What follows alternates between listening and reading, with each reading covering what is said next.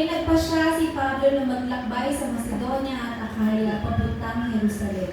Kailangan ko rin pumunta sa Roma pagkagaling sa Jerusalem, sabi niya.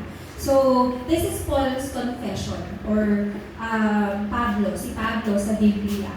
We all know na si Pablo, yung background niya, ay hindi, kung titignan natin yung background niya, magugulat kayo. Kasi hindi siya, basta sabi natin, sino to? Hindi to karapat dapat na maging anak ng Diyos, hindi to karapat dapat pakinggan. Kasi isa siya sa mga nang huhusga, pumapatay, nag-persecute ng mga Kristiyano. But then, isa siya sa maraming nagawa sa loob ng tinatawag na pag-iebanghelyo ng Diyos. So, ginamit ng Diyos ang buhay ni Pablo para magkaroon ng tinatawag na pandaigdigang pag-iebanghelyo. So, katulad ni Pablo, yung life goal natin ay dapat maging ganito. Yung hanggang sa mamatay tayo, we only want the life of only sharing Jesus Christ, only holding on to Jesus Christ, only live the life for Jesus Christ only. So, yung buhay natin ay tinatawag na mga remain one. Mga nanatili. Tama po ba? Mga natira. Mga natira. Sa dami ng napili, ilan na lang natira. Ang magandang example po dyan, di ba yung isang piling ng saging? Kapag nagulok yung isa, sunod-sunod na yun eh. Ano yung matitira dyan na ilang piraso na lang, yung mga natira sa mga hindi nabulok. Karamihan po kasi sa atin, marami sa atin tumatanggap kay Kristo pero hindi namumuhay bilang mga natira. Hindi namumuhay katulad ng buhay na meron si Pablo. So our life should be to the ends of the earth. Kumbaga hanggang sa dulo ng daigdig, mamumuhay ako para lamang kay Kristo. I remember yung visitor natin nung isang araw, sabi niya, lahat tayo, mamatay tayo para kay Kristo. Diba? Okay lang mamatay ako para kay Kristo, gano'n. So, for our introduction, our life, yung buhay natin ay mayroong isang buhay ng remnant. We have the life of a remnant. Buhay ng mga natira. This is very important sa Biblia. And lalo na sa generation natin ngayon, napaka-importante ng mga taong natitira, mga nanatili. Hindi lahat kayang manatili. Sa napakaraming napili, hindi lahat nananatili. Ayan. So, we are blessed kasi nandito kayo, nananatili kayo. Amin po ba? May gusto po ba umalis na? Ayan. For sure naman, hindi papayag ang Diyos. Maraming beses at paulit-ulit niya kayong ibabalik. Ginawa na po namin yan. Nandito pa rin kami. Diba? This is the life of a remnant. No? Hindi tayo makakaalis sa buhay ng isang remnant kasi pinili tayo ng Diyos. So, kailangan din natin malaman na sa mundo, mayroong tinatawag na tatlong kingdom. The kingdom of the world, Satan, and the kingdom of God. So, sa kingdom ng mundo, sa mundong ginagalawan natin, ang mga Diyos ng tao ay yung wealth. Pera, kayamanan, ano pa ba? Clothing, shelter, gagraduate ako para magtatrabaho. Magpapatayo ko ng malaking bahay, bilang ako masasakyan. Diba? Pupunin ko yung rent ko ng maraming groceries. Diba? So, yan yung Diyos ng mga taong masyadong sinasamba yung mundo. Kasi madalas ito yung nakikita natin sa realidad. No? Naiingit tayo, so ito na rin yung goal natin. Merong mga bata na narinig ko, one time nakausap ko yung mga bata, anong pangarap mo? Gusto ko magkaroon ng malaking bahay. Diba? Minsan nga yung pangarap na lang, gusto ko magkaroon ng trabaho para kung matulungan ko yung pamilya ko. Nagiging ganun na lang yung pangarap nila. Kasi influence ba ng mga nakikita sa paligid, wala yung thought na kailangan nila mamuhay para kay Kristo. Walang ganun. Hindi nila alam yung tunay na solusyon sa kanilang problema. Ang dahil alam lang nila ay makaraos sa buhay. So, napakarami na pong mga tao ang naging ganito yung buhay, pero afterwards, hindi naman po nagtagumpay, namatay na lang sa lutong. Tama po ba? Namatay na lang na hindi nakakamit yung pangarap kasi nagiging culture na yung ganitong klaseng pangarap. Hindi na ituturo sa mga bata kung ano yung dapat nilang sambahin. So, again, next, yung kingdom of Satan. So, alam naman natin na yung kingdom ni Satan, walang ibang cause nito ay kundi gawin tayo mga alipin. Tama po ba? Manatili tayo sa paghihirap, suffering. Mamuhay tayo sa kasalanan. So, this is the word of Satan. We follow the will of the world, hindi the will of God. Ganon. So, next is the kingdom of God. The kingdom of God produces peace, joy, and righteousness. Ito yung bibigay ng kapayapaan sa buhay natin, kaligayahan at katuwiran. So, remember po, no, yung buhay ng mga Israelita. Wala ba yun? Yeah. Yung buhay ng mga Israelita, binigay sa kanila ng Diyos yung covenant, yung pangako ng Diyos. Binigay sa kanila ng Diyos ang lahat ng solusyon. Kumbaga parang pinapakita na sa kanila, but then maraming beses silang hindi nagtiwala sa Diyos. Pinalaya sila sa Ehipto, tapos nung nasa wilderness na sila, puno na naman sila ng disbelief. Balik na tayo sa Ehipto kasi doon may makakain tayo kahit na alipin tayo. Diba? So, ina-imprint na sa kanila yung kawalan ng covenant. This is the reason why kung bakit po kailangan nating panghawakan, i-remind yung sarili natin palagi sa covenant. Kasi may mga time na kapag hindi tayo nakakarinig ng salita ng Diyos, hindi natin nagagawa yung buhay natin sa loob po ng plano ng Diyos o sa loob ng gospel, nawawala yung buhay natin bilang mga redeemed, bilang mga remnant. Kaya madali na sa atin nagkakaroon ng disbelief. Hindi ko na kaya, ayoko na, balik na tayo sa dati. Meron pa nga yung ibang tao na-confess, I remember. Na-confess, bakit puro nagsisimba na ako para mas lalong bumigat? Mas lalong dumami yung problema. Parang mas hindi ko na kaya, huwag na lang ako magsimba. Diba? Parang pinipili nila na mag-remain bilang alipin ng problema. Alipin ni Satanas. So katulad ng mga Israelita, they've become a slave, colonized, and nabihag sila ng iba't ibang mga bansa for 250 years, 400 years, napakaraming taon bago sila makarating ng Kanaan, sinabi ng Diyos, di ba? Pumunta kayo sa lupain na pinangako ko. Instead na 2 weeks lang or less than 2 weeks, naging 40 years. Diba? So, ganun tayo kapag nawawalan tayo ng paniniwala at pananampalataya sa Diyos. Tumatagal yung process ng Diyos sa buhay natin. Tama ba? Yung plano niya na matupad sa buhay natin. Tigas kasi ng ulo natin. Tama ba? So, kailangan natin, para magawa natin ito, para magtagumpay tayo, kailangan natin i-build yung bartizan ng Diyos sa buhay natin. Paano natin i-build yung bartizan ng Diyos within us, sa sarili natin? Napakasimple lang, wasakin niyo yung bartizan ni Satan. Ano ba yung meron sa bartizan ni Satan? Lahat na ng negatibo, para hindi ko na i-explain. Di ba? Lahat na ng negatibo, lahat ng hindi related sa gospel. All of that is Satan's bartizan. Lahat ng bagay na nagpapalayo sa inyo doon sa loob ng covenant ng Diyos, yan ay bartizan ni Satan. So, kailangan natin wasakin yan. So, let's read na po 2 Corinthians 10:4-5. Ang sandata namin sa pakipaglaban ay hindi makamundo, kundi ang kapangyarihan ng Diyos na nakakapagpabagsak ng mga kuta. Sinisira namin ang mga maling pangangatwiran. Ginagapi namin ang lahat ng pagmamataas laban sa kaalaman tungkol sa Diyos at binibihag namin ang lahat ng isipan upang matutong sumunod kay Kristo. Very basic. We only need to follow Christ.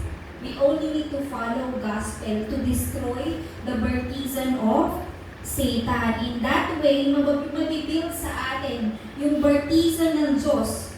Amen po ba?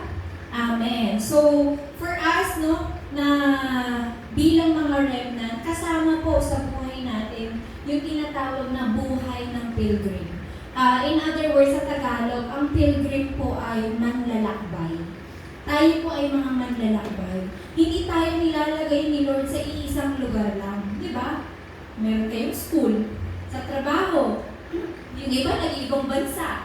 Tama po ba? Yung iba, napupunta sa ibang lugar, tumitira sa ibang lugar. So, pwede nyo i-consider yung mga sarili nyo ng mga manlalakbay.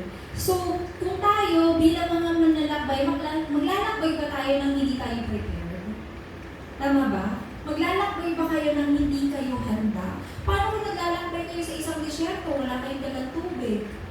Wala kayong dalang pagkain, edi namatay kayo. Tama ba? So, kailangan natin maging handa. Kasi ito na yung buhay natin bilang mga remnant.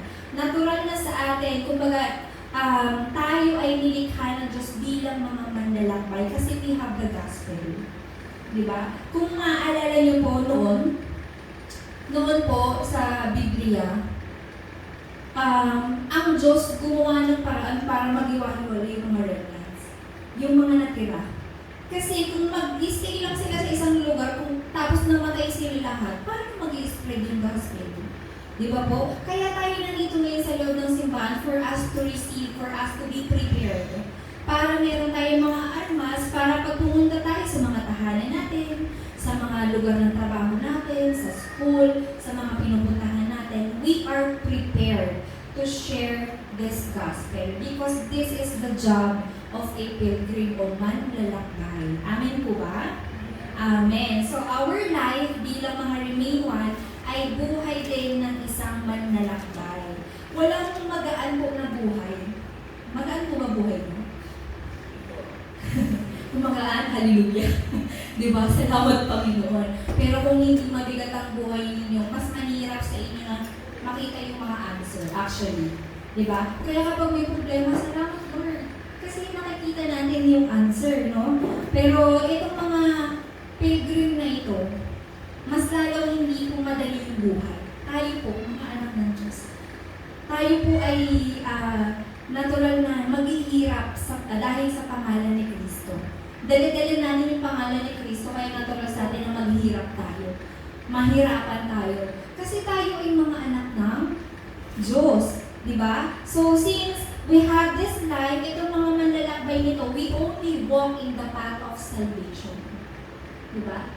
We only walk. Tayo ay naglalakad lamang na dala-dala natin yung kaligtasan na meron tayo. Diba? Nabubuhay tayo dahil naniniwala tayo dun sa kaligtasan na meron tayo. And with this kaligtasan, itong kaligtasan ito, naniniwala tayo na kasama natin palagi ang Diyos. Diba? Ito rin pinaniniwalaan natin na okay lang ang lahat ng bagay basta kasama ko ang Diyos. Amen? So, this is the path of salvation, no? Yung naniniwala tayo na kasama natin ang Diyos, na si Kristo ang aking Panginoon, na ang aking Panginoon ang master ng buhay ko. Yun lang. Yun lang yung pinangahawakan natin bilang mga manlalakbay at mga Remain One. Ikalawa, naniniwala tayo na we have Emmanuel. Same, kasama natin ang Diyos. In our journey bilang mga remnants, bilang mga manlalakbay, bilang mga pilgrim, naniniwala tayo, we always believe that this journey ay lagi kong kasama ang Diyos. And third, oneness. With Emmanuel, oneness. Kumbaga sa journey natin, laging kasama po yung trabaho na maibahagi natin itong salita ng Diyos na ito sa bawat taong makakasalamuhan natin. Diba? Minsan ito yung mahirap Pero dahil kasama natin ang Diyos ang gumagawa ng paraan para maibukang yung bibig mo. Diba? Ang Diyos ang gumagawa ng paraan para maibahagi natin ito. Kasi lahat ng bagay na ito ay kalooban ng Panginoon. So, we are working together just to do this work na maibahagi natin ang salita ng Diyos. Kapag nagawa natin to, makikita natin lahat ng problema, lahat ng conflicts magiging kasagutan sa buhay natin. Even crisis, it will become opportunities. Amen po ba? Amen. So, second, the life of those who enjoy freedom only by the truth. Diba? Sino po ba yung mga tao na to na nabubuhay para lamang sa katotohanan? Sino po ba yung katotohanan? Ano yung message natin last week? I am the way, John 14:6. I am the way, the truth, and the life. No one comes to the Father except through me. nabubuhay lamang dahil para sa katotohanan. So, tayo mga pilgrims, tayo mga remnants, nabubuhay lamang tayo sa katotohanan na si Jesucristo ang tumapos ng lahat. Na si Jesucristo ang aking Diyos, ang aking Kristo. Kung kapag naniwala ka dito, you are a true disciple. Pero hindi ko sabi, true disciple to, only God knows. Ang Diyos lamang makapagsasabi sa atin na ikaw ay tunay na disipulo. Amen po ba? So, nakikita ng Diyos ang lahat. Kahit hindi niyo po sabihin sa bawat sa disipulo ako, pero kapag sinabi na Diyos, hindi ka disipulo, hindi ka disipulo. Diba? So, kailangan natin mamuhay na naniniwala lamang, pinangahawakan lamang ang katotohanan na si Jesus ang Kristo. And those people, itong mga tao na nagtitiwala sa katotohanan nito, ay yung mga taong blessed. Yes. Mga blessed. Let's read nga yung verse ng, wala pa pala. So, blessed, Psalm 1:1 hanggang 3. Let's read. Mapalad ang taong hindi nakikinig sa payo ng masama at hindi sumusunod sa masama nilang halimbawa. Hindi siya nakikisama sa mga kumukutya at hindi nakikisangkot sa gawaing masama. Sa halip kasiyahan niyang sumunod sa kautusan ni Yahweh. Binubuhay niya ito sa araw at gabi. Katulad niya ay punong kahoy sa tabi ng isang batisan, laging sariwa ang dahon at namumunga sa takdang panahon. Ano man ang kanyang gawin, siya ay nagtatagumpay. This is our life. This is our background, no? Hindi tayo papayag na mamatay yung buhay na meron tayo. Buhay ng isang anak ng Diyos. Kailangan lagi tayo nadidiligan ng salita ng Diyos. Kasi ito yung buhay natin bilang mga pinagpalang tao at hindi tayo nakikisangkot sa masama. Hindi tayo gumagawa ng masama. Amen? So, number 3, those who have the, balik. Ayan. So, sabi dito, those who have the office of priest. So, sinabi dito na tayo daw po ay malaya na din sa kasalanan. Amen? Hindi lang tayo basta mga true disciple, mga blessed people, we are also free from sin. Dahil tinanggap natin si Jesucristo, wala na tayo doon sa buhay na mapupunta tayo sa impyerno pagkatapos mamatay. Yun yung pinaka-greatest blessing, hindi ako mapunta sa impyerno pag namatay. Kayo po ba? Sure na po ba kayo? Amen po ba? Ay, parang hindi Isa lang yung mapupunta sa langit. Sure na po ba kayo mapupunta kayo sa langit? Amen. That is your faith, no? Yan yung ating pananampalataya. Just believe in the truth. Only Jesus Christ. And number 3, the life of those who have only life. Yung mga tao na namumuhay lamang sa only. Ito siguro yung pinakamahirap. No? Napakahirap. Pag gising mo pa lang sa umaga, tapos may problema na agad, mabuburyo ka na Parang ang hirap mamuhay bilang, nagtitiwala lamang sa only. Pero this is a challenge, no? Sa ating pananampalataya everyday. Mamuhay tayo, katulad na sinabi ko kanina, kasi everyday kailangan niyang diligan yung sarili mo ng salita ng Diyos para mamuhay kayo dito sa buhay ng only. So, ano nga ba yung buhay na meron o yung namumuhay sa buhay na niniwala lamang kay Kristo? So, number 1, you possess eternal life. So, ano nga ba yung eternal life? Ano ba yung eternal life? In other words, salvation. John 1:12. Nakalagay dyan, John 1:12. Pakibasa nga po, kabisado niyo na yan Subalit,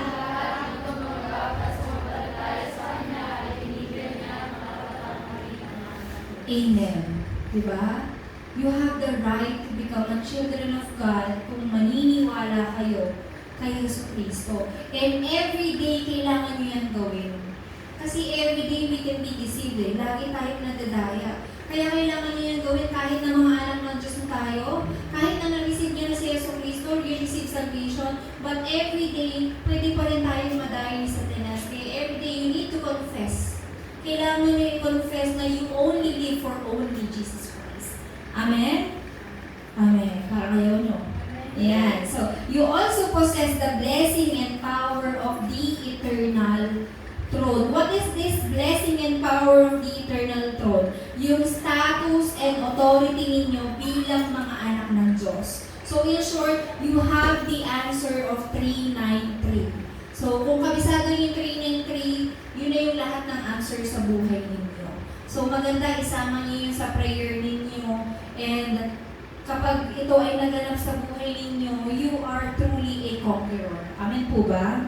Amen. So, next goes with the status of kings. So, since we have this status of kings, na-receive na natin to because of the only truth Jesus Christ, nagagawa na natin ma-overcome lahat ng problema. Di po ba? Na-overcome na natin even yung paggawa ng kasalanan, ma-overcome na din natin yung pagkamatay at mapunta sa impyerno. Hindi ko sinabing immortal ah. Ibig ko sabihin, pag namatay tayo, we will go to heaven and not in hell. Amen? So, we can overcome even Satan.